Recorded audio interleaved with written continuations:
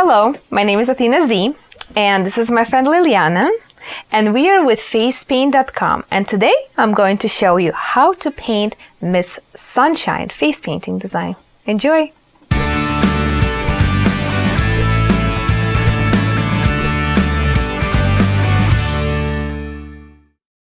This is how I do my Miss Sunshine design. First, I place my sun right in the middle of the forehead because that's the focal point, and I paint it in yellow. Then I add highlights, which is white, and lowlights, which is orange in this case. Then in order to match the sun, I paint my model's eyelids the same color, which is the ombre between whites, yellows, and orange.